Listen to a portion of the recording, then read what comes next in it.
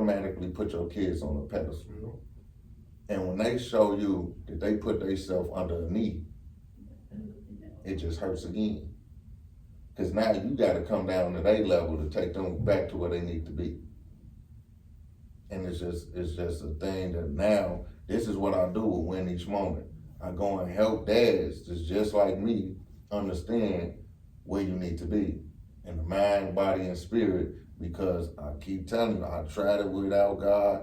This little boy on my wrist was 10 months old when he died, and me and God got to beefing right after that because I couldn't understand how I'm seeing all these murders and all this other stuff, and these niggas still living right now, half of them right now today, still thugging, and this little 10-month-old dude that ain't even walking yet, just throwing up on people, dies from a very brutal, violent death, like sitting there drinking a bottle and the TV fell on his head, smushed his whole cranium. What he do? I just couldn't understand it. And how does it feel being original? It feels blessed. It feels great being original. You're original, you're a leader. People have to come behind you and follow you. So it's always good being the first one to do something. So original people, deuces. Hey, what's up, family? I just want to hop on here and share some quick reflections as I review my year. From day one of 2023 to now, my year has been super dope. Like, yeah, it's had its ups and downs, its peaks and valleys, right? But the day that I dropped this book right here, I had my book launch July 29, 2023, one of the happiest moments of my life. And then we're going into a season where we're doing a lot of internal work because we can't be outside in the sun living our best life no more. We gotta go inside, sit down and do a lot of internal reflection, do a lot of healing, do a lot of reviewing and relationship building, right? Specifically relationship building with ourselves. And I'm telling y'all, this book right here will get you where you need to go. It's your how-to guide to live your best life as your best self. You know, The Stranger Within Volume 1, and make sure y'all grab y'all copy. Link will be below. Holla at y'all soon. Peace. Peace, family. Welcome to another edition of the Lead Your Lineage podcast. You are the #1 podcast for individuals seeking to end generational dysfunction. You know it, man. What's good, cuz? Nothing much, man. I'm feeling good. I'm feeling good. Got my brother Reggie over here, man. I know y'all follow us, man. Hey, look, we met Reggie over here. We met him at Black Joy? Indie Black Joy? Indie Black Joy. Yep, Indie Black Joy. I forgot that. What month was that? I know it was in the summer, right? It was probably like June, July. July. No, it was before July.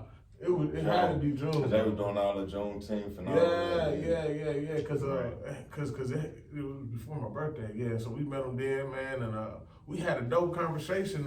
Not even knowing how Divina was gonna be, and we was gonna meet them again. But we was like, chatting up like, man, yeah. Let's make sure we get you on a full episode and an interview. Make sure we get because man, his conversation go back to it, and it was dope. And when I walked off, I realized, I said, man, and if you watch one of my episodes, I gave him a shout out too. I said, man, bro sparked the idea, a thought in my mind. I said, damn, Reggie ain't lying, man. We gotta start talking to our moms, letting them know. You know what I mean? You didn't say this. Check on your sons. Yeah, you said check on your sons. But it sparked another thought on me, like, sons gotta talk to our moms from them single parent homes and let them know. I don't know how I got that from that conversation, but that's what I picked up. You know how some stuff lead to another. And when I was done on that conversation, man, I was like, how can we fix this? I was thinking like, damn, sons also need to be brave enough to speak up for themselves. And you know what I mean? I don't got a relationship with my father, so that was the first person I thought about was my mother. Like, damn, I gotta tell her the truth. So, man, I gave you a shout out with that, man. The conversation didn't say that, but that's why you know what I mean? I got that from you talking about, let's talk about my son. So I'm glad to have you on the show, man. So how you doing today, brother? Man, I'm peachy, man. I'm all right. Yeah, man. Where you from, man? Cause you know we here in Indianapolis, man. You can tell by the way he talking, man. He ain't from. So let us know something about your childhood. Where you from, bro? Where you coming From the region, man. I'm from Gary, Indiana. Okay. But you know, my granddaddy enough from Arkansas and grandma enough from Alabama. So that's how I sound like this. You know what part of Arkansas they're from? I forgot. No, I asked that because my grandfather, his great grandfather. It's something simple though. Mhm. It's like where your people from? Blytheville.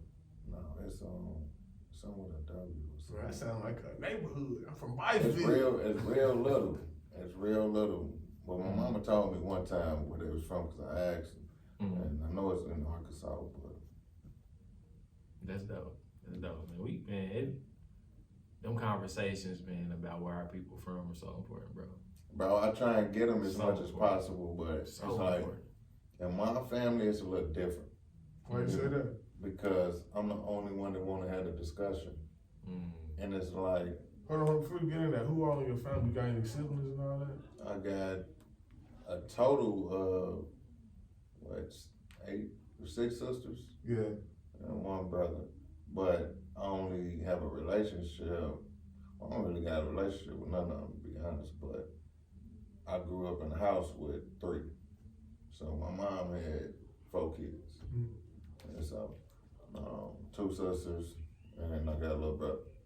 You were saying you was the only one that can have these conversations. Bold enough to ask the questions. Because I always was around my great grandma, and my great grandma was the historian. And she'd love to talk about all that and go over all that. But my grandma, she'd be like, ain't nothing to talk about. You know what I'm saying? She'd be like, ain't nothing to talk about. She don't really detail into that like So you that. said your mom was a historian? My great grandma. Great grandma was a historian. Mm. What is she, a They historian? had 26 siblings. God damn. Yeah, They was 26. busy, wasn't they? You know what I'm saying? Oh, golly. 26 siblings, and the last one just passed a couple months ago. Oh, And man. so What all age? of them, she was, I forgot her age too. But they was all past 80. Wow, what you mean? How did you know your great grandma was a historian? What was she like? I want to get into that, man. You know anything? Man, because she kept everything. You got You know what I mean? you Like she kept, huh? You know anybody who can give you this physical? Cause Cuz got a physical copy of somebody who kept of our family record. Can you get that physical? We got one other cousin that, you know, she got dementia now, but she got, like, all of them dying out. And so with that, my sister ended up getting like deeds to the grandma house. Yeah. And she sold it. But when she sold it, she sold everything with it. And they trashed everything. Don't even know what they was throwing away. You know what I'm saying? So everything is gone. And so now the only thing I got to go from that, because I was heartbroken with that, but the only thing from it is now the legacy starts with me. Yeah. You know what I'm saying? Grandma lived a great life. She was born 1923, December 2nd. And she lived a great life. But the thing is, if we don't plan, well, matter of fact, we can plan it, but if we don't prepare the next generation to take it on, they're gonna drop the ball. For sure. You know what I mean? And so it don't make no sense to put all this together and have all, because they don't have to care. You know what I'm saying? And that's the worst thing in the world, because to come here to live and then die is one thing, but to come here, exist, not live, and then die, and then the people who love you die, now you done died twice. What makes your life a legacy? Is it the house being passed down, or is it what you did with your life? Because Martin Luther King, I can say his name, and everybody watching this podcast and everybody up in here don't know exactly what I'm talking about. But that's only because he made his life a legacy. You know what I mean? To where to hit the history books. other people come here, exist, go to the graveyard, you don't never talk about them no more. You know what I mean? So what's gonna be your difference to make sure that you're not just one of those people that came, existed, died, and never existed again?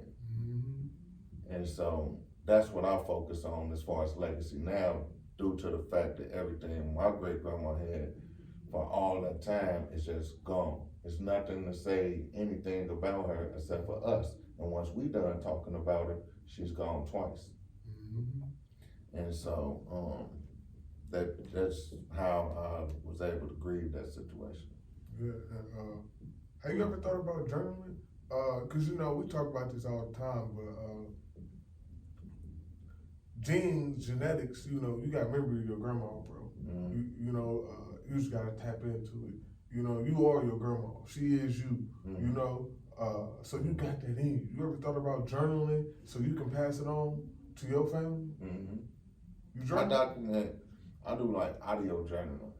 So like when I have a conversation with somebody, I put the recorder on and then I put it in the Google Doc or whatever the cloud. Let me know when you be doing that when we talk. No, I do it like with my daughters now, and like when I talk to my daughter and my son, cause like when they real young, you know, a lot of the times we don't remember those real little conversations. Real talk. You know what I'm saying? So if you ever was to forget it, and you need to reference it, it's in this Google Drive. You know what I'm saying? That you could go back and be like, okay, well this one did, it was telling me about this. And now you have your aha moment and you pass that down to my grandson or granddaughter or whatever you need to do. You know what I mean? And it goes back to making sure it don't perish. You know, so. So man, let's dig into it, man. Tell us how was your childhood growing up, man, and why are you who you are today? What's some dysfunctions you was taught as a child, and you was in your childhood and you didn't know till you was an adult that it was a dysfunction, and now you are who you are. So how was your childhood, bro? Brutal. It was all right until about, I'd say about 7. Where was you in Gary? Yeah. Okay. It was all right to about 7, around about 7, no, about 6, 5. Cause my cousin had shot a gun in the house, and we ended up going to foster care. When we went to foster care, that's when the trauma started. After we came out of foster care, cause my mama was in the streets on drugs, and the only person that could have came and got us, since we was at grandma's house when it happened, was my mom. So she had to get off drugs and come and get us, but when she came and got us, she had a dope boyfriend. You know what I'm saying? So it was like still who the influencers or whatever. But when I got out, I had so much anger and stuff built up from the things that had happened in foster care. You know, we were separated from our siblings. I ended up flunking first grade because the lady just didn't know where my school was at, so she said, you ain't going. You know what I'm saying? And it was worse than being where I was at. And so anytime she'd get mad at us, she'd send us to another house to where over here they selling dope. They doing everything at this house. They smoking, selling dope, you hearing stuff in the other room, you know? And so from going through that, when I got out of it, I seen my first murder at 7 years old, day after 4th of July. And it was this guy that used to, he got all the way dude named Dante. In the hood then, if you weren't from the neighborhood, you was out of bounds. So if you got caught, they either gonna whoop you, rob you, you know, or burn your house up, you know what I'm saying? Whatever, to get you up out the neighborhood. And so this dude that he kept messing with was from Chicago. But every time, I guess he just got tired of being beat up, robbed, or whatever. So this day, Dante had just left my mama's house. He walked out mama's house, go up the street, see Buddy. You see Buddy got 30 rounds for him this day. Knocked Dante down, I saw the whole thing. You know what I'm saying? So when you that young and you see what a bullet do to flesh, your childhood is over with. You ain't the normal kid on the playground now, homie. You know what I'm saying? Because it's not like the movies, you know? And so from that point on, I'm like, okay, I started growing them and became numb to murder, numb to all of these things that wasn't normal, but became normal to me. You know what I'm saying? So it wasn't nothing. By the time I was, 11, I was 13 when I hit my first lick. And I hit it with my kid's mom. And from 13 to about 19, I was straight there. You know what I mean? And I started establishing a name called Chaos. They used to call me KG, Chaos. Everywhere I went, I caused chaos. You know, and just from that up until I had my daughter, I was, you know, that. Plus my family was called the family gang. You know, and back in Gary, you had to pay the family gang before you paid your rent. And so, born into that family, you was either family or you was family, right? So if you're not family, you know what I'm saying? And so you just grew up into that life. So I was just godfathered into the life. And so I never seen, in Gary, another thing is I never seen a way out. You just feel like trapped, like it feel like you boxed in, like there's no way out. But then, like I said, at 16, I became a dad. And then I'm saying, looking at this little pretty light-skinned baby, and I'm like, we beefing with the Stones, you know, right now. You got all these shootouts and all this other stuff going on. But this little baby ain't got nothing to do with this. You know what I'm saying? And I'm looking at her and I got my Mac right here, got a 3-round burst on the 30 round on that 10 clicks, you over with. I got my baby in the middle, I got my schoolwork right here. And I'm just like, man, she don't deserve this. You know what I'm saying? So I'm gonna do something. And so from that point on, I tried to start figuring out how could I break this? How can I get up out of it? And they end up coming in the form of college. So I'm like, okay, well, if I couldn't, because in junior high school, I'd already had 2 kids. You know what I'm saying? So running the jeans, you was trying to hit 26. No, my mama told me I was gonna be dead before I was 18. So I'm like, well, if I'm gonna die, I gotta duplicate myself or I die. You know what I'm saying? And so that's what I was on. But then I didn't die. And at 19, I became a single father. You know what I'm saying? And from that point on, they was my reason to shake that tree, you know. The realest thing happened was when somebody asked me, he was like, and one until I was like 25, 26. But dude asked me, if your daughter was to bring you home, how would you feel? Nigga, and I got so mad, bro. I got real mad because I know I wasn't hitting no shit. You know what I mean? And so from that point on, it was the mirror, you know, and I had to reflect on what I actually wanted her to bring to my house. And so I started moving like it, dressing like it, acting like it, and becoming it. And that's how it ended up going from chaos, danger, CDP to Don, whoever, you know, Chief DP, 3rd generation one way, all of that to Reggie Jones. Just call me Reggie. Or some people call me RJ. But now, you know, it was just breaking that barrier down and the identities. Most of our problem is we got an ego high because we let everybody give us a nickname. And then now you have to be this character, but it's the character you. You know what I'm saying? So now that you acting as this character, do you ever really introduce yourself? Because you got a name, but who is that person? Normally only your mama and them know that person. But then you go out the house and you got another name. Whole nother name. And now you that person. And then you go over baby house and you this person. And now you got all these 4, 5, 6 personalities based on these names. So one day I took a piece of paper and I wrote down all the names I allowed people to call me. And then I scratched off each name I didn't agree with or want to be called no more. And then I started to reintroduce myself to my real identity. Who do you want to become? You got to start with the end in mind. What do you want to leave? Because if you just gonna leave, you gonna get your daughter them scales and them guns? No. So what you gonna do?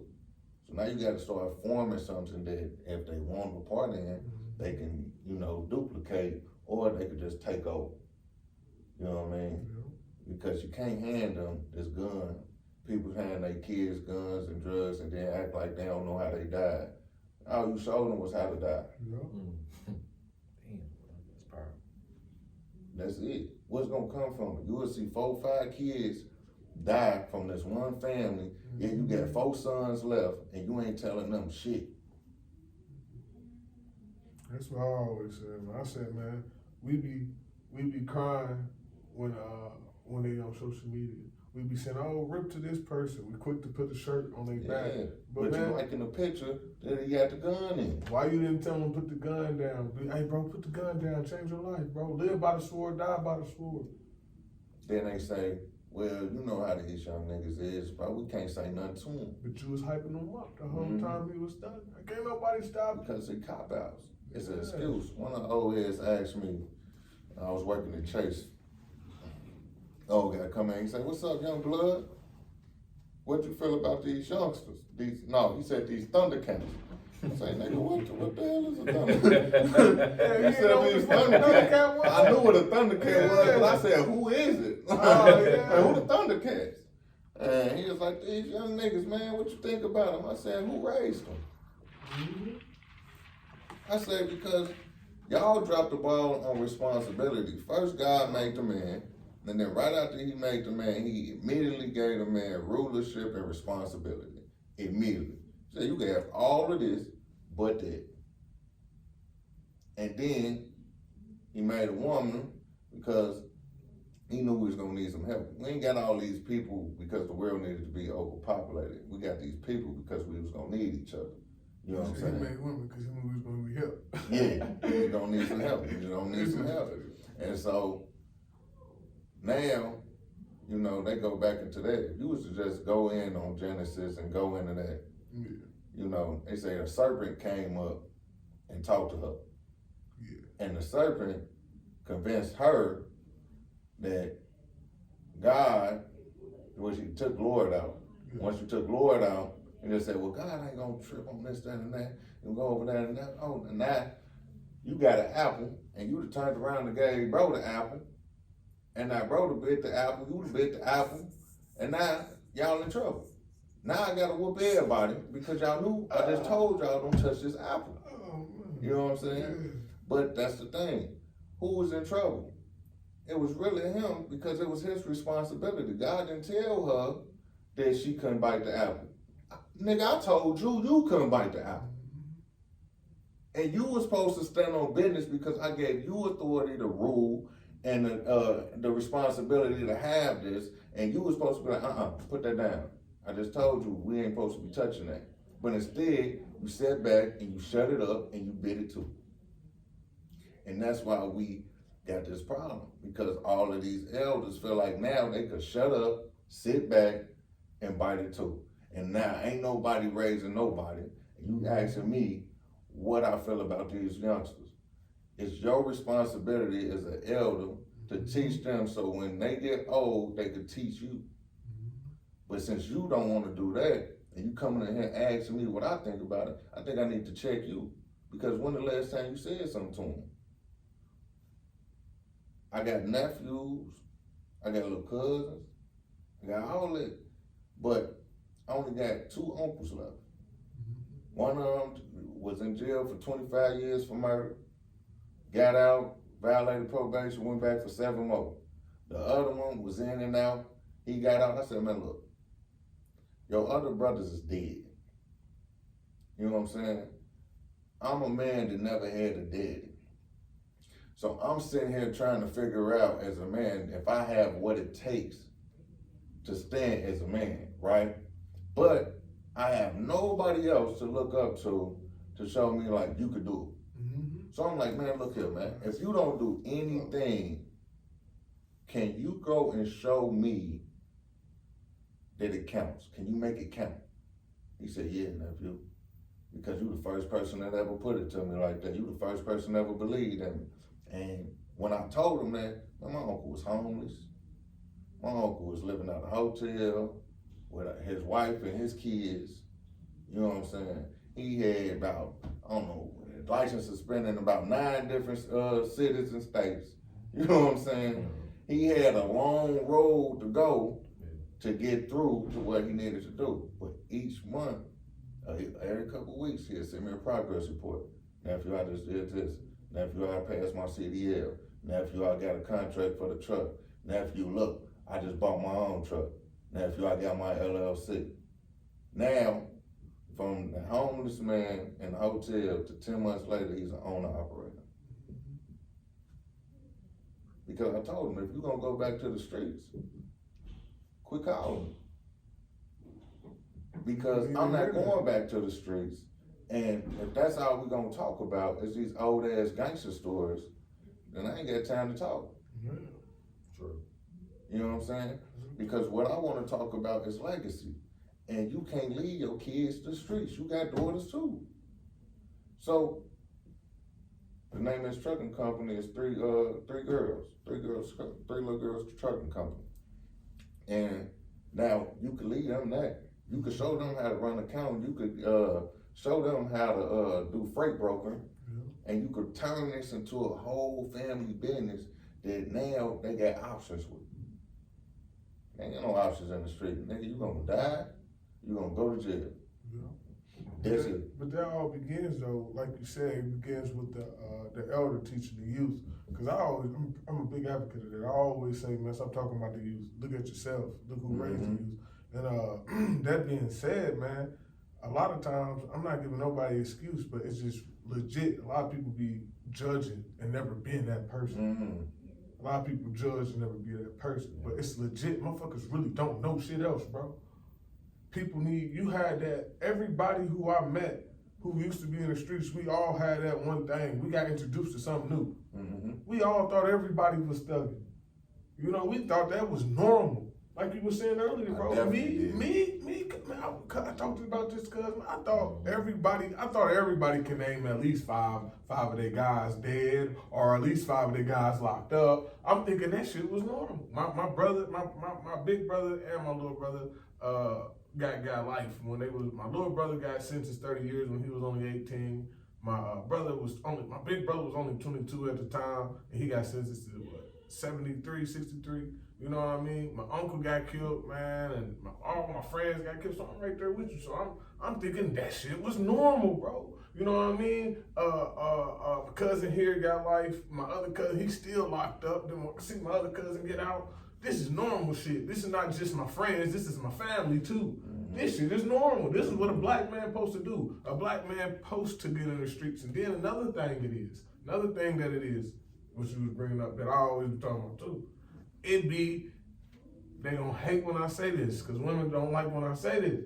But it be the women gassing you up, bro. How many times you pull up on some gangster shit and a female be like, oh my God, and you feeling like the man. Now you like, oh shit, oh yeah, you like me thugging? Oh bitch, I'm about to go for real. Hey, for real, think about it, bro. We do anything to please. Women don't understand they run the world, bro. We'll do anything. Oh, this is what women like. Oh, this is what we gonna do, bro. You know what I mean? Oh, you like thug niggas? Oh, I'm about to be a thug because I want the women, bro. What man don't want to leave his legacy, have a woman? Like, women do all this. And so y'all be the ones who we trying to get. So if y'all thinking that shit cute, what the fuck? Niggas gonna die today. Niggas gonna get robbed today. Niggas gonna sell drugs today. All of that, bro. But and then that's point about the elders. Yeah, that's properly. That's just one problem out of many though. Yeah, for sure. The hoes want the gangsters. So what you gonna be? But the women want the protection. They want the kingdom man. You know what I'm saying? One that's gonna really stand on business behind them. Mm-hmm. One that, if I need you, you ain't doing 30 years. Yeah. You know what I'm saying? But the little bald head, the little sexy red, Yeah. all them, ski. Mm-hmm. Yeah, they want shorty over there. Mm-hmm. But this is when I realized that it wasn't normal. Because in the box, when you in the box, you think everything in the box is in the box. Yeah. Until you get outside the box and able to look in the box and be like, damn, I'm outside the box, and outside the box look different. Look totally different. You know what I'm saying? I went to college, bro. Straight from the streets. On the day I went to college, bro. Changes. Let me tell you about the day I went to college, They always though. be telling me that all the time. I'm telling These you, niggas ain't thugging. Yeah. when I went to college, bro, Where'd you go to college at? Purdue, Fort Wayne, and Abbey Tech. Okay, Mm. bet. As soon as I started doing the crossroads for Purdue, I ended up raising the girls and ended up, so I ain't graduated. But I still have the experience, and I can say I went. Yeah. You know what I'm saying? But when I get to the dorms and all of this, bro, That shit. I'm still Reggie from Penny Block. Mm-hmm. I'm still KG. So I'm in the dorms, and I'm looking out the window. I'm checking like I'm still in this automatic operation of defense. Real talk. Like I'm in the hood, bro. you Like I'm thinking that they finna get me because I was terrorizing. You know what I'm saying? And I'm like, it wasn't until I was probably there about 6 months to a year, bro, that I realized that this the north side of Fort Wayne. It don't really be no gangster over here. But if you go out south, you might need to chill out. You know what I'm saying? And I'm like, you look crazy. But when you first get there, like every time, even to this day, every time I go to the crib, you gotta come back and smack the residue off. Because as soon as you pass, like when you was coming to Gary, you just get on US 30 and go straight for 2 hours. So as soon as I pass Deep River Water Park, I put one in the head. Now when I get off the highway, as soon as I get off US, passing the Maryville, because in Gary, everybody on defense. Just pull up to a stoplight and look over. Nigga, what you looking at? Nigga, your car look good. Nigga, like, nigga, I like it. But I can't tell you that because you thinking I'm looking at you like I'm finna take it. You know what I'm saying? Mm-hmm. And so it wasn't until then that I realized that I was outside the box. You know what I'm saying? Until then, I didn't know. Because when I left Gary, it was August 14, 2012. I woke up and 3 of my enemies was on my front porch. I grabbed my pistol. By the time I got to the door, they was walking up the alley. When they went up, they was 3 people. When they came back, they was 20. Mm-hmm. I only had 6 shots. You know what I'm saying? So that day, for whatever reason, I've been in the streets all this time. You know what I'm saying? My people is the one that primed me in the streets. You know what I'm saying? This cousin over here taught me how to flip. This cousin taught me how to weigh it up. You know what I'm saying? And now, okay, flip it 4 times, blah, blah, blah. Make a profit. Now I'm out there. I was the guy that had guns, weed, and women. That was my area, guns, weed, and women. Then I realized I was doing the same thing my daddy did to my mama. Pimped out, tricked out, and put on the street. I ceased it. So what you doing now, because I know I'll be going through this, so what you doing now to make sure you don't, what are you doing now to make sure you're growing every day? Because now you ain't doing this. So I want to know 2 things. What you doing now to show people that we can improve, and what was that spark? Because for me, the spark was, to be honest, I was just selling edibles, bro, thinking it wasn't nothing in 2019. Thinking like, nah, it's just edibles, bro. It ain't no drugs no more. And my guy told me, like, Ronnie, bro, he said, bro, you swerving down. He said, bro, you doing all this good stuff, bro, but you can't get your foot totally out the streets yet. I said, yeah, I do. He said, nuh-uh, you got your toe in it. Mm. And I ain't, when he said that, I was like, what the fuck, this nigga, man? And it stuck with me. Then my wife was like, man, you just meeting people, and you know, like, and so it was like 2020 is when I really became like, fuck everything.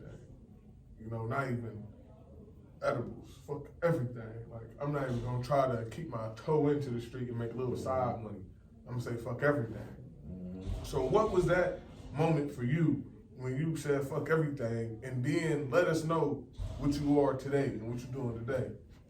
The moment for me was when my daughter asked me, how do you make money if you don't go to work? What was your response? I'm an Uber driver. But I knew I was lying. You know what I'm saying? I'm an Uber driver. But I knew I was lying. And I prided myself on who my kids allowed me to be. Because before them, I was just a street nigga. But when they came, I was a hero with a fresh sheet of paper.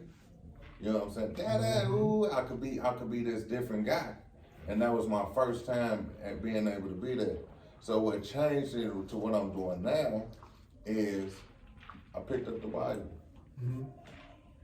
And I started reading it because I was going through this brutal few years, like years, bro. It was just brutal. And I'm like, nigga, like, What was going on? nothing that I was doing a lot. We got time. They want to know, bro. That's why they watch. I'm gonna get to it. I'm gonna run it back, y'all. But nothing I was doing in that time, you know, was working. Yeah. Like nothing. It didn't matter how many plans I went and did, how many times I reset this, did this. It's like, man, what is I'm doing wrong? Yeah. Only thing you doing wrong is taking me out the picture. If I'm not in the foundation, it's gonna crumble. It don't matter. Even when my daughter asked me, why you ain't with my mama? I said, because any relationship before now, I didn't go into it with God in mind. I didn't ask his permission, was this for me? And what happened when you don't ask your daddy for permission? You taught a lesson. You out of pocket, fam. So anything before then, I didn't take them in. And I told them, I said, everything from here on out, because one thing I knew is growing up is my great grandma was a praying woman. You know what I'm saying? It didn't matter what happened. Boy, the police at the door, they taking everything. It's okay, baby, God got it. I'm like, what do you mean? Don't you see what's going on right now? Like, no, he don't. She's like, just keep living. Life will teach you. And I'm like, okay. But I kept living. And life did teach me. And so when the proof becomes life and reality, you can't do nothing but live with it. It was just too many times I almost died and was alive. You know what I'm saying? Man. And the last 2 years, 3 years by itself, I'd have been in 3 car accidents and 1 motorcycle accident. Yet I walked in here. Each time God gave me a grace period again to go home and be this daddy. Each time. There was times when I was out there in them shootouts and I'm hearing the bullets, and watching them hit the dirt and not me. You know what I'm saying? Multiple times. Nights when I was so dang on drunk, nigga, I know I ain't drive this car. It had to be somebody's spirit because it wasn't mine. Bruh, I was pilled. I can't even tell you how I parked here. But I'm here. So how do you explain it? Oh, it's magic. Nigga, no, it's not. It's God.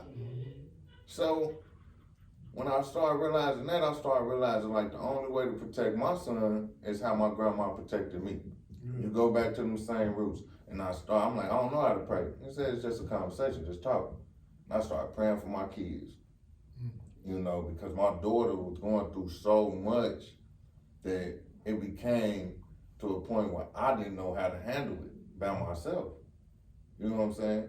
And so I'm like, man, I got to pray over it. But the more I prayed over, the more the devil tried to get his time in. Because I always said, God works in mysterious ways, the devil works in mysterious places. He don't have division. God gives you division. But when you speak, is when he know what you're thinking.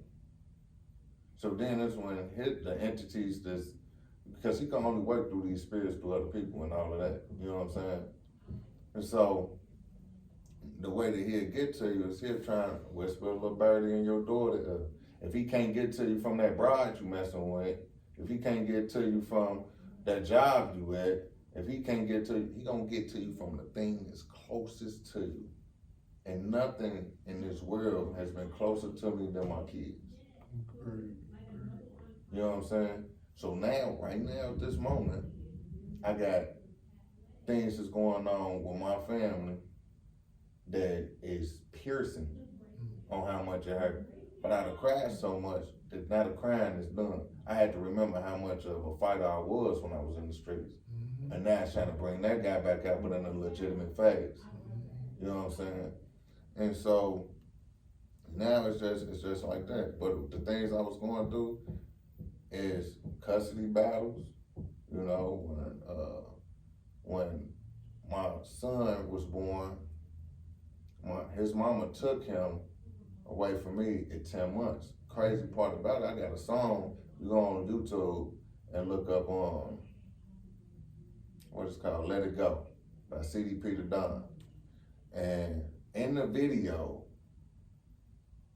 his mama took him and drove off in the video. Couple months later, it became a real thing. That's why that's when I started realizing how much power in your words. You know what I'm saying? Because I'm sitting here doing this in the video, and now it's my reality. And then I couldn't see him for 7 months. But at the same time, I was in the video, I was mourning my homeboy. Because when she did take him, it was the day, she took him a day after my right-hand man died. I'm like, nigga, you can't wait? Like, this been my boy since 5th grade. He just died. And you finna take my son? Yeah, nigga, we gone. Okay. So that was just a moment that, like I say, you gotta live through. You gotta just keep on going. Because you said if you go too crazy, what these two girls gonna do? And the devil just kept on sending so many opportunities to go crazy. Especially after that, because that's all she wanted. Oh, I'm gonna put you on child support. I'm gonna do this, I'm gonna do that. I don't care about none of that. I go put myself on child support. Now what? Well, you still gotta call my phone to talk to him. What? Okay. So now we're going through all of these mental things, and each one she wanted me to react in a space that was gonna have me in a domestic somewhere, to where anything she said after you got this paperwork to say you're a violent person, it just sounds true. But I never reacted. You know what I'm saying? I just kept it kosher and dealt with the pain, cried in the room, saw him when I saw him and numbed it out. You know what I'm saying? And so then it started happening with my daughters. Even though I got custody of them when they was 3 and 4 years old. Raised them the whole time. And then I know they mama like, they ain't coming home. They go for a visitation down there for a birthday party. She like, they ain't coming home. Like, what do you mean? They ain't coming home. Call the police. And it was like, well, y'all got a court order? I'm like, no, we just, had this set up since they was 3 and 4 years old. I said, well, I hate to tell you this, but you gotta go and get a court order and establish paternity. Cause you the father. Yeah, That's some shit, you gotta bro. establish paternity. You can't say their mama kidnapped them, cause that's their mama, how they get there. Well, I had somebody drop them off with, that's voluntary. So now you gotta go and get this paper that says that you can't even have them back. So we do that, they come back, but now when they come back, they got this trauma that they ain't never had before this, because I had protected them the whole time. But now this is where he got to start splitting my family up. You know what I'm saying? Because now one kid is like, man, yeah, that's messed up, but okay, well, daddy got stuff going on for us, it's actually gonna be all right. And the other one's like, nah, my mama understand. What? And so now you got the separation.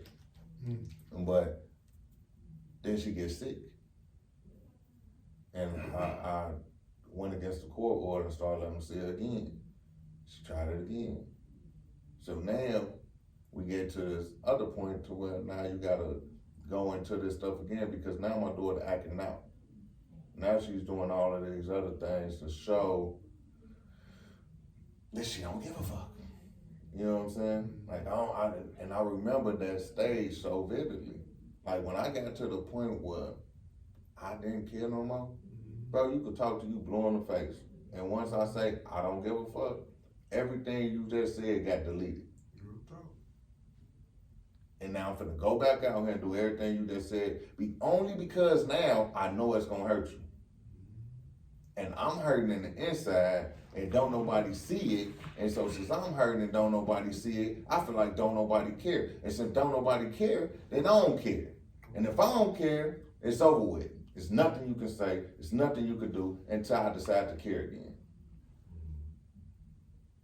And so now, that's where I'm at. Now, that's what I'm dealing with. Now, this is my right now today. You know what I'm saying? And so, what do you do as a father?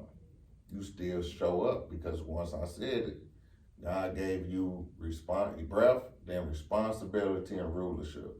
You do not, no matter what circumstance come up, you do not get the opportunity to leave the nest as an elder and the responsibility, the authority of this situation. You don't get to move. You're gonna be daddy till you die. And even after you die, you're gonna be daddy on that obituary before you go to that tombstone. Yeah. It's the job, you can't quit. So, you still gotta be the head. And when she ready to do whatever, you still gotta have that conversation. Parenting ain't for the weak. Agreed. You know, you can't pump fake it. You can't sit back and, because life is brutal. And the thing about being kids, it's like the most brutal stages is in their teenage stages, because they're so curious. And it's horrible now because them little devices got so much access to them and everybody got one. Then after I get done talking, your friends go tell you daddy tripping, your daddy tripping. So if you listen to them over what I just said, now what I just said is deleted again, and now you trying to influence your peers, but you dumbing down yourself. The most hurtful part about it is when you put your kids on this pedestal. As a proud parent, you automatically put your kids on a pedestal. And when they show you that they put themselves under a knee, it just hurts again. Because now you got to come down to their level to take them back to where they need to be. And it's just a thing that now, this is what I do with Win Each Moment. I go and help dads that's just like me understand where you need to be in the mind, body, and spirit, because I keep telling you, I tried it without God. This little boy on my wrist was 10 months old when he died, and me and God got to beefing right after that, because I couldn't understand how I'm seeing all these murders and all this other stuff, and these niggas still living right now, half of them right now today, still thugging. And this little 10-month-old dude that ain't even walking yet, just throwing up on people, dies from a very brutal, violent death. Like sitting there drinking a bottle and the TV fell on his head, smushed his whole cranium. What'd he do? I just couldn't understand it. And so she took my kids that first time and said they want to come home. So now I'm messed up because I'd have put myself in dad and I'd have deleted Reggie. You know what I'm saying? So that identity is gone because I don't know how to be his dad. Like, you got a kid, bro. If your kid leave, you be like, what I'm gonna do now? Like, I don't even know what to do now because I done forgot about what I like. I done forgot about what I want to do. I done forgot about, you know, even my favorite food because I keep thinking about how to feed 3 people. Yeah. You know what I'm saying? I say it all the time when I be getting, I don't never get free time. So like every 6, 8, 10 months, whenever I finally get it, I be like, damn, what the fuck I'm gonna do with this free time? I've been a daddy. Like now my whole time, my brain thinking like, oh bro, go check on your, damn, they gone. Mm-hmm. Oh bro, go, damn, they gone. So it's like, damn, when we gonna have the time to feel that? But I wanna say this, man. I'm glad, and you gotta hear me out when I say stuff, man. You gotta hear what I'm trying to say. Cause I don't beat around the bush. Interpret, I got you. And he ain't gonna interpret. He knows exactly what I'm saying. I don't need no interpreter. You gonna know what I'm saying. Go ahead. I'm glad you came on this show and showed these young brothers how important it is to build that foundation first before you have kids. I'm glad you can come on here and tell them that me being young out here not giving a fuck and just having sex, having fun, comes with consequences. Cause right now, they don't understand that this shit not no game. I always say that we need to look at sex differently. It might sound corny, but we need to start looking at it like, damn, we actually can make babies off this. We need to chill. Cause you know, you prime, I'm not saying like, but you prime example of you know what I mean? I'm glad you come on here and can tell your testimony and stand 10 on it. And like, shake up, don't leave me hanging. And I fucks with you for that. For real. You out here, you still giving, like he said, he's still being a daddy every day. This man, like my daddy, bro, he gave up, you know what I mean? Not throwing shade, and I was just about to say that. I was just about to get into that. And not throwing shade, because I don't like throwing shade on people. But shit, he gave up. Look at you, bro. You was going through all that shit since you was 16, right? When you first had a child. You lost one, you still, you know what I'm saying, you got one, and I want you to talk about that with your old daughter. You got all that situation you going on, and you still doing what you say earlier? You still being a father. Still you know? stepping to the plate, swinging it back. And I always say this too. Your drive is very different from mine, but I respect it. I don't believe in Jesus. I don't believe in God. But I tell people all this time, because a lot of people who hold the knowledge I have be talking bad about people who believe in Jesus and all that. I be saying, I don't give a fuck what you eat, because I'm a vegan. You know, most vegans be talking, I don't give a fuck what you eat, and I don't give a fuck what you believe in. If your morals, values, and principles is cold, let's build this community. Because the rest of that shit, bro, we can figure that out later. Because there's people who are vegans, that morals and values and principles is fucked up. It's people who do know whatever I believe in as far as in Kemet, you know what I mean? And all that. It's people who do believe in that, and morals and values is fucked up. So I give you respect, bro. And that's another thing I wanted to get into. You took it right out of my head, bro. And that's because we come from similar backgrounds, bro. Doing this shit without having a fucking daddy to actually know if you doing this shit right, bro. I know if I got what it takes. If you know what I mean? And with me, bro, I know that I'm changing a lot of times, bro. I be fighting, I be like, damn, I'm tired, man. This daddy and shit tired. And I know why I be tired. Because I'm changing my DNA, bro. My motherfucking daddy wasn't no daddy. His daddy wasn't no daddy. Then you look on my mama's side, my grandma didn't have no daddy. My mama and him, you know, Tip, he was a great grandpa, but he wasn't in their life. I didn't have one, bro. That's 4 generations on damn near both sides. So of course this shit, and not having nobody to look up to and being a dad every day. So I'm there right with you. We probably facing different, you know, lifestyles, but I'm right there with you, bro. I'm telling you. Because to me, people always say, man, I'm the generational curse breaker, like it's a trend. It's not, bro. Shit hard. When you the generational curse breaker, bro, you gonna go through a crucifixion. You gonna go like, now you gonna get crucified because you gotta break every chain that's been piercing your bloodline for 3-4 generations. He just said it. Probably more. It gets real long. You know what I'm saying? Yeah, bro. That So when you like that, mentally, they don't want to hear that. Like when I first talked, when my little cousin, when the older cousins was like, they found out we had jobs and stuff. Man, nigga, y'all got jobs. yeah.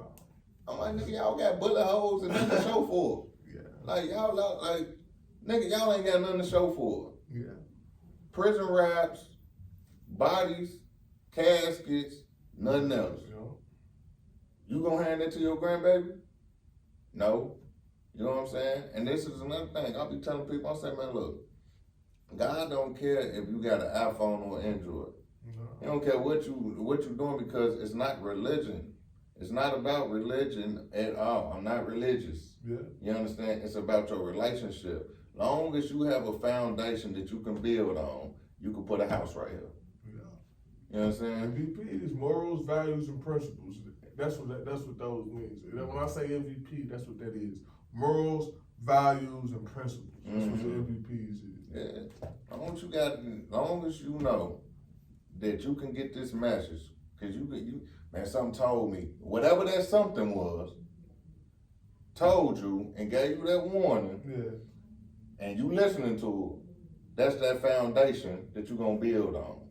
You know what I'm saying? Yeah. And so, man, people don't understand. But I was gonna tell you again too. When I was going through all that, bro, when she first did that, how did I get through it? Yeah. That's how. Because I was selling cars then. I was at the dealership when I got that call, bro. I got 2 deals at the desk right now, and I'm supposed to go back in here and try to act normal and get this deal done. Yeah. Leave everything at the door is what they used to say. We can't bring none of that. Everybody got a house. We can't bring none of the house to the job. You know what I'm saying? And so I would go home because we'd get up in the morning. We'll do our daily affirmations. We'll say our mantra that we had on the wall. And then we'll head out for the day. I say, have a good day on purpose. You know what I'm saying? And every day, you know, when I started coming, that was 3 months. Wasn't nobody there but me. I'm talking about lost, bro. Cause I'm coming home every day, still making these big ass meals, still doing everything like I was, and then I'm running. Anytime I didn't sell a car, I went outside and I ran them out. You know what I'm saying? And when I was running, I kept seeing my kids. Like, there was this one picture on my wall that had all 3 of my kids on there. And the way that it is, they sitting in there, it's like a heart. If I was to do it like this, and I call it, I need you. That's what I call the picture. But I'm seeing this picture in my head as I'm running. And all I could see them is waiting on daddy to come and save them. You know what I'm saying? So all I'm seeing when I'm running down the street is I'm coming. And I know neighbors, everybody thought this boy batshit crazy outside. I don't know what's going on with fam, but he screamed every night. This nigga done went nuts. Nuts, Looney Tunes. You know what's so And crazy? then Somebody should have came and checked on you, man. That's what's wrong with our fucking community. It ain't happening. Man, they seen somebody, your neighbor knew that. Damn, this man used to have his daughters. Now he don't. Now he out here running and going crazy. Bro, my life, bro, if you was another, I don't care. I keep it 100 on my show. If you was another guy, I'd be like, man, this white man crazy. But if you a black man doing that, bro, hey, bro, you all right? I probably gonna scream it from a distance. I wish. Somebody should have checked on you, I bro. wanted that. We need to start doing that shit. Yeah, I wanted that. I ain't even gonna lie. I wanted it, but it wasn't coming. And I knew it wasn't coming because I needed the isolation phase too.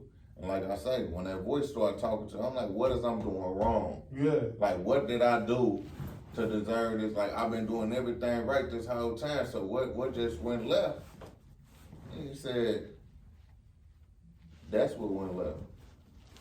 I'm like, what you mean? Like, you took me out of it.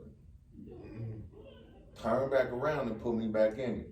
I said, well, what I was doing wrong? You didn't do nothing wrong. Do everything you was doing, just how you was doing it. And just as I gave them to you when it was 3 and 4, I give them to you again. So I went home, and I get up in the morning, even though ain't nobody in this room, I walk over here to this room, and I say the same mantras, and I do everything like they were still there. 3 months later, they was back at the house. You know what I'm saying? That energy. You know what I'm saying? So you was putting that frequency, that energy, that vibration. Yeah. You know, some call it praying, some call it manifestation. You know what I mean? So no matter what, it was the same damn thing. You was doing that, and it right, happened. bro. Yeah. They was right back in that room. You know what I'm saying? Yeah. And I'm like, but what I had to go through to get them back into that room, that's the thing that people don't want to talk about. That's the thing that traumatized me, but I still got to act like it never happened. Sweeping under this rug and still keep on parenting, still keep on moving. Oh, that's all right, bro. People go through that. Yeah. You know, that's what pisses me off about it. When we going through something and they just sweep our emotions under the rug. Yeah. You know what I'm saying? Man. And I tell them, like, a woman cry, she gonna get a full support system as soon as she start crying. Napkins, tissue gonna fly out the sky. Everybody in the hallway gonna go and hug her. But if fam cry, I seen this on one of those shows, man, the judge shows. Yeah. Dude was on there, and the lady kept saying he was the daddy and whatever, and he thought he was the daddy and whatever. And then when he found out he wasn't the daddy, man, broke down so bad up and up, and ain't nobody console him. They all went to console her. And I'm like, that's how crazy it is. You out here giving your body to 5 different people, yet when you find out that this ain't the daddy, you still get consoled. When this man been thinking that this his baby the whole time, and he broke. You know what I'm saying? You just shattered this man to a place that you can't even explain, and ain't nobody there for him. He just standing on camera by himself. I seen that happen in real life, man. Man. Somebody and a family member. I ain't gonna say who. Man, he rest his soul. You know, but it broke him down so much, bro, that he figured out his child wasn't his, bro. He started doing drugs, heavy drugs. I'm talking about, you know, fentanyl, heroin, bro. And he overdosed, bro. And that's real life, bro. That's a real life story, bro. He was with that child to like from 3 months to it was his son. He a junior too. Till he was like 12. When he figured out that it wasn't his son, bro, after he was rising, bro. He was getting jobs. He was trying to better himself. When he figured out that wasn't his son, bro, it was like, damn, everything was different about him. It was like he lost that drive. It fucked him up, man. And you know, looking back at it, because you know it was a family, looking like, damn, we was there, but we should have been more there. We knew he was doing drugs. We knew why the fuck he was doing drugs. We should have been like, hey, bro, this ain't your character. You know, hey, let's get this over there. Hold his hand. Yeah, bro, hold his hand through that situation. Like you said, females always got somebody they can hold hands to. Shit, like I told Cuz one time, and I'm gonna put this on air, Cuz, because you know this is our podcast. I know you don't give a damn. We was about to shoot, and me and Cuz said fuck all that, man. Let's have a real conversation right now. We said fuck shooting. I think this happened 2 Thursdays ago. It wasn't too long ago. Yeah, and we put up. Not even, you know how men are. We ain't about to text you everything going on, but you know if you pull up on us, you might hear a little bit. Yeah. So I pulled up because we seen like, damn, what the fuck going on? That man, fuck Yeah, this, I was man. like, Let's talk. Cause like, I ain't even in the space that you can shoot, like record a We podcast need that. right now. We need that.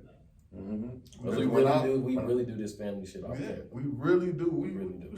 I said, man, I love these lineages, not fuck these lineages, because I love these lineages. I said, but let's put that on hold, because our bond, bro, is before these lineages. Our bond, our family bond is something that goes back to TV Posey. It goes back to help me out, cuz Claudia Simmons. It goes back to give some John Lee, David Lee Gaddis. You know what I mean? It go back. It's bloodline. This shit real, bro. You know what I mean? It's real, and that's why we tell them, Reggie, you too. God damn it, you got the same bloodline. Your people from Arkansas, my people from Arkansas, bro. We brothers. You need that conversation? Holler at me, bro. Shit, I need that conversation. I'ma holler at We've y'all. had those conversations. Yeah. You know, Bro, one day, I was in here, man. This stuff, it broke me down so bad, bro. Yeah. And I was at that verge. Like I was, you know, they call it 211 because a fight don't bubble into 212. Yo.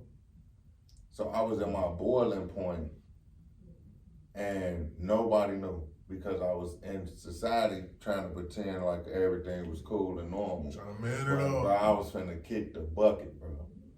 And not in a suicidal sense, but I was just mentally up out of it. Yeah. And I just wanted the pain to leave. Yeah. And I was still showing up for myself though. Like I was still going to cohorts, I was still doing everything. I'm like, Reggie, you can't let this throw you backwards. So everything that's on your calendar, you gotta be at. If you put your name on it, you gotta still show up. Yeah. And man, I must have came here. P30 like magic too, boy. Shout out to P30. Because every time I come here, it's something already waiting on me. No matter how mad or what's going on, man, I came up here, Sean seen me. He like, bro, can I hug you, bro? And I'm like, yeah, bro. And bro, he hugged me so long, bro. And then I was like, man, that was the first time somebody cared in so long. Yeah. You know what I'm saying? Because before then, on my own, I barely could stand. Yeah. But once he re-solidified that, I was standing tall.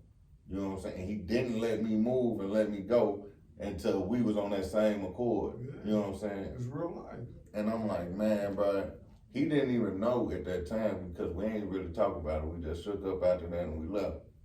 But I needed that so bad that day. I couldn't even explain how, but it's like I say, you say God, universe, whatever, it knows what you really be needing. You know what I'm saying? And at that time, I needed that. Yesterday, I made a plate and I came in and his old lady had a plate already. Yeah. You know what I'm saying?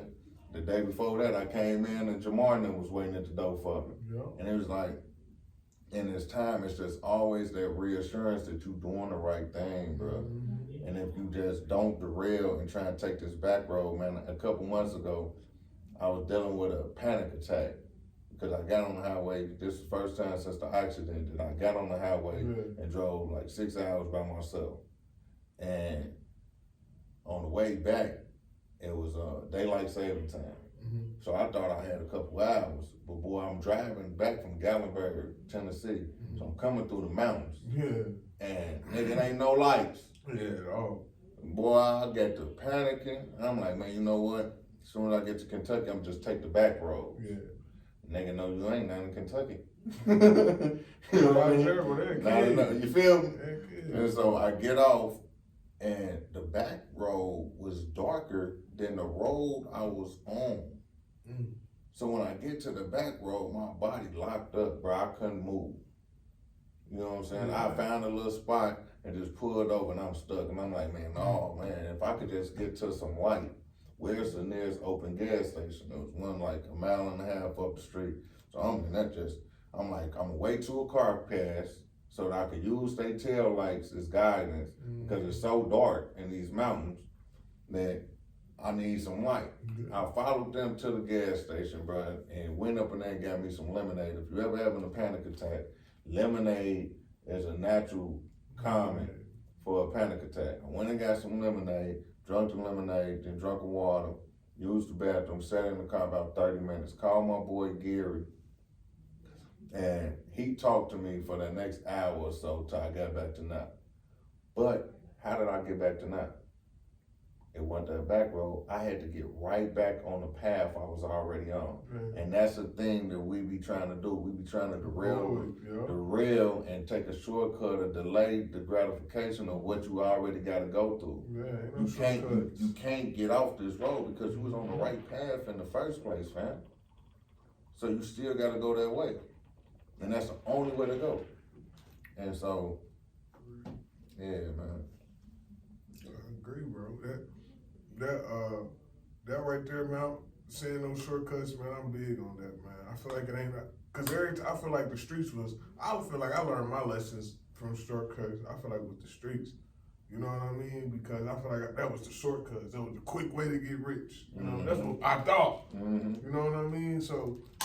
It was a shortcut. It'll cut you short. Yeah, so man, that learning, man. But yeah, man, man.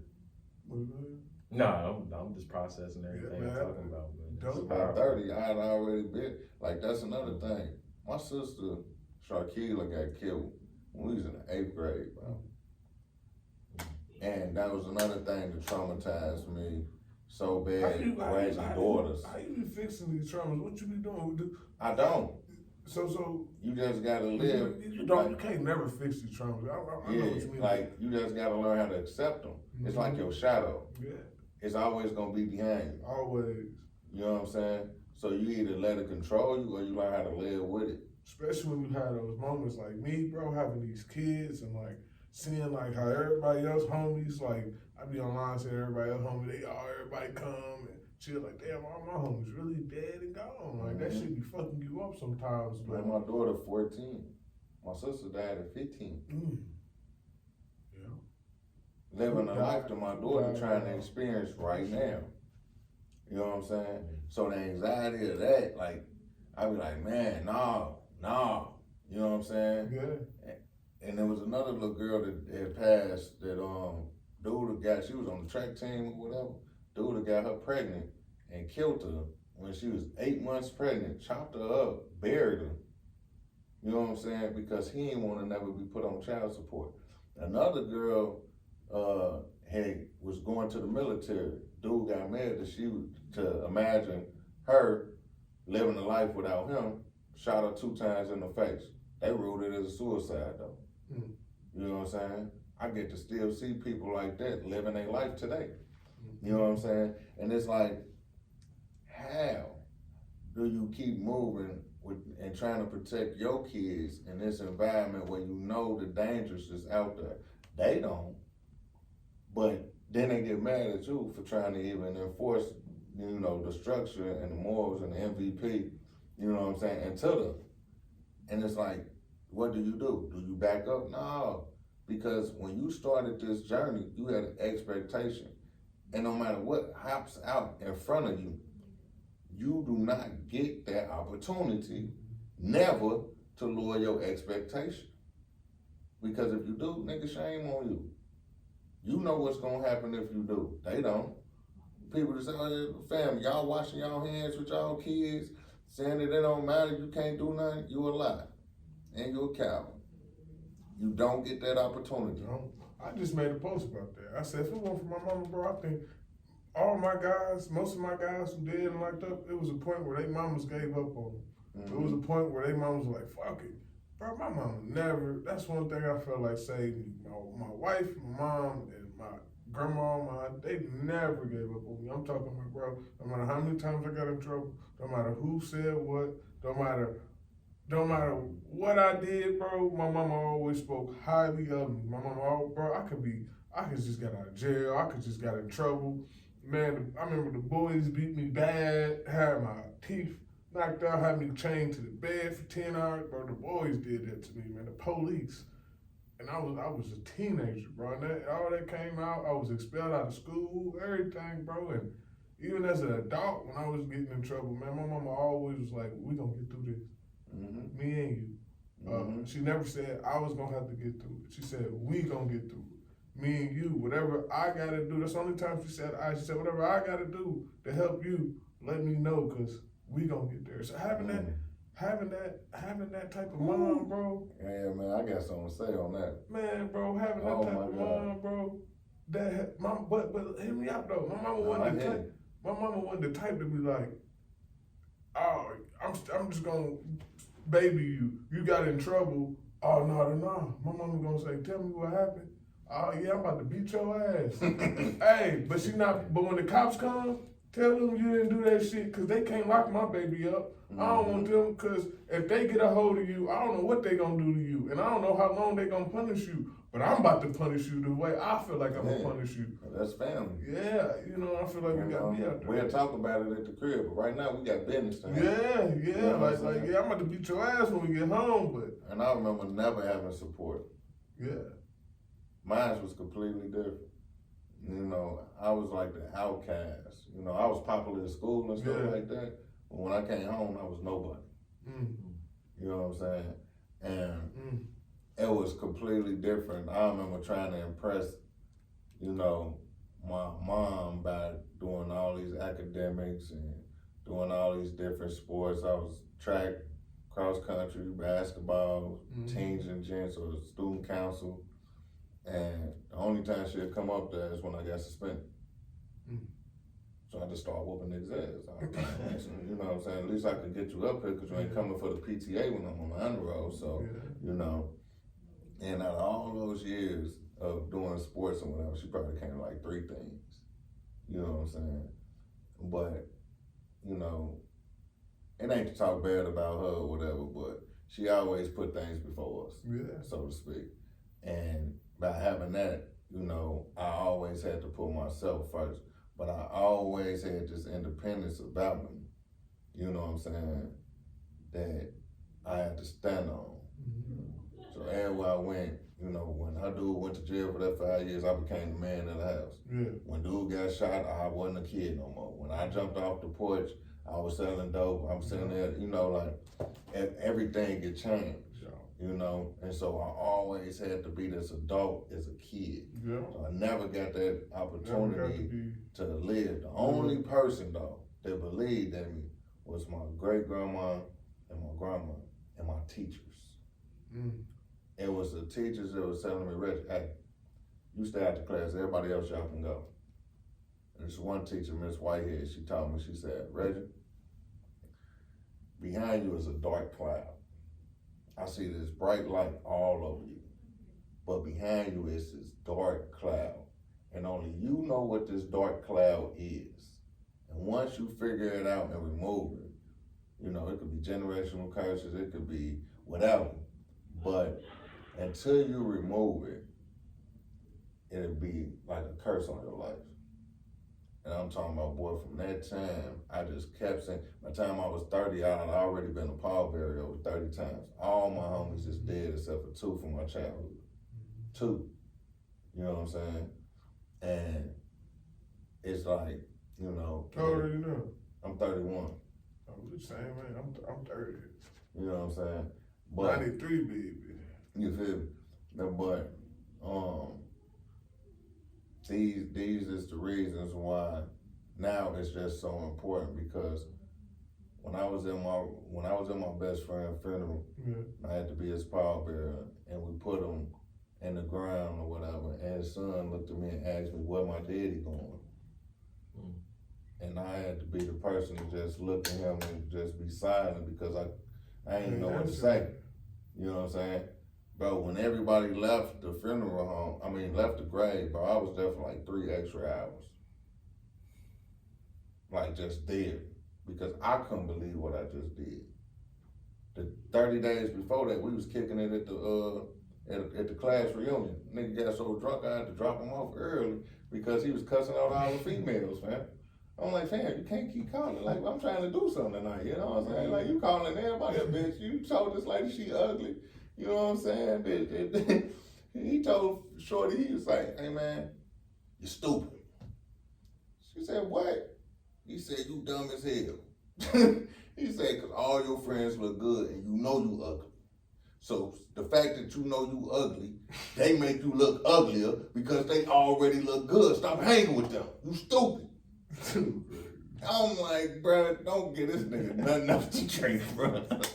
This nigga wild. Tell me by the end of the conversation, he got the girl number who he just called stupid. And I'm like, I don't care, nigga. I don't care what you just did. Then I was selling t-shirts and everything for my record label. And this nigga bought a shirt for me, got it for discount, and then gonna try and turn it around and sell it for full price.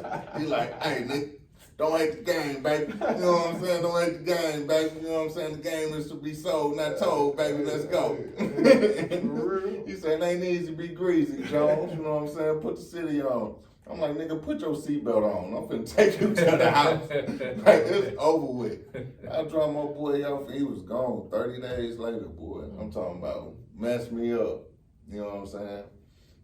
Yeah, so, and it was just a crazy thing, but from that point on, you know, I just took a personal responsibility to get better, because he was saying, put the city on.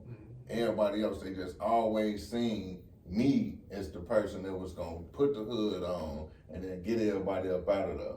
But I just kept hearing Miss Whitehead, like I kept feeling like I was cursed, because I'm like, man, bruh, the closer I get to where I need to be, the more my niggas die.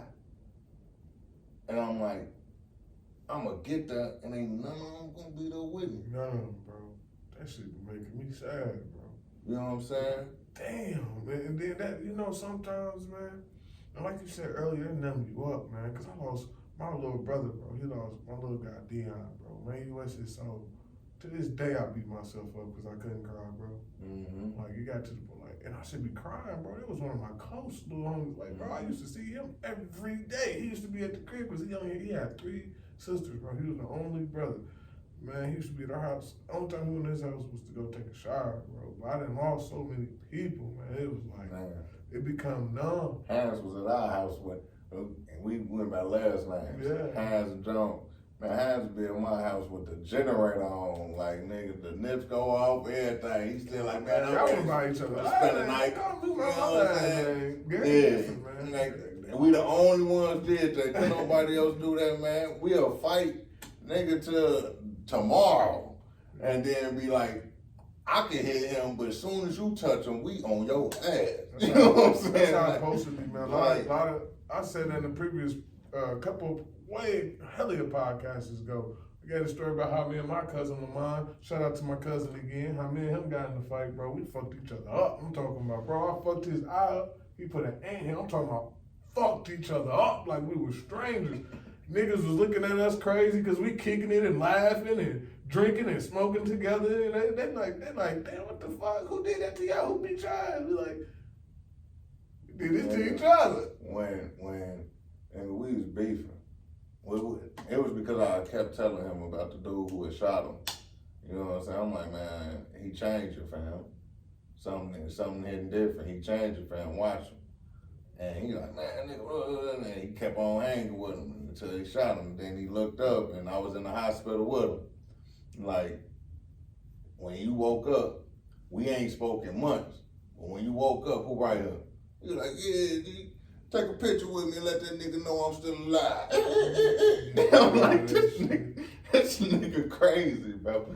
But this was my dog, man. You know, and that it was just we had a wild relationship, man. But you know, after that, it was just, you know, Sasha, Big Boy, Shaquilla, Hines. Like it just in 2014, we lost 14 in one summer. And it was just like, man, it was so much going on, you know what I'm saying, that I just was like, I don't know how long I'm gonna be here. Yeah. But I gotta switch it up because I can't be that person. You know, the only thing that matter on your tombstone is the little dash in the middle. I'm saying that all the time. Cause that's your whole life. That shit, when you born, it don't matter. That day when that you you die, had, it don't matter. It matter Nipsey what Hussle was you what, did. 32, 33? You know what I'm saying? But, and Tupac, what, 25? But they made their life legacies. Even it don't matter, you can't delete them. Because they took that little bit of time and capitalized on it and made it count. Made movies, made videos, put trusses up, did everything that they had time to do in that little bit of time. So what's your difference? Shit. That's how we gonna end it. I like that. Yeah. What's your difference? What's your difference? That's how we gonna end it right there, bro. Inspired. That was right. Inspired, man. That's how we gonna end it right Reggie, there. appreciate you, brother. Yeah, Oh for yeah, real, man. show that. Appreciate you, And brother. man, and if y'all didn't see, man, since y'all, matter of fact, I'm gonna put that at the end of this video. So go ahead and click the link and go see his interview at Black Joy with our brother Reggie. You know what I mean? This And happy birthday to my son, man. His birthday hey, tomorrow. real quick, bro. Yeah. Get 2 minutes. Give it about 1 to 2 minutes, man. Answer this, man. What made you? I was supposed to ask you this, man. What made you? Say it's gonna end it. No. Real quick. Nah, What We made gonna you? end it and then it's gonna be bonus. Yeah. No. What made you make that statement? Check on your sons. Real quick, bro. Just real quick. Because I knew it wasn't happening, you know, and I just knew that at that time when I said that, it had been months, probably a year, that I ain't talked to my mom. You know what I'm saying? And I just kept seeing men suffer in silence. You know what I'm saying? And wasn't nobody checking on them. But if you got a child out here that's going through something, if you was just to take time to check on your son, you would know that he on the verge of breaking. The thing about men under 45 that's dying, the leading cause of death in men under 45, y'all can look it up, isn't opioids, it isn't shootings, it's not car accidents or motor vehicles accidents, it's suicide. Yep.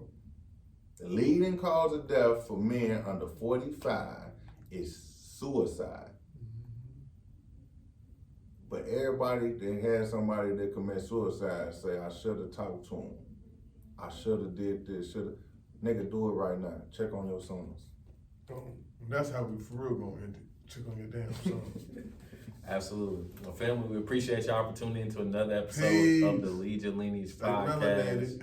We are the #1 podcast for individuals who Shout out are to my seeking to baby end mama, generational wife. dysfunction. As we always love to say, lead yourself so you can lead your lineage. Until next time, y'all. Peace.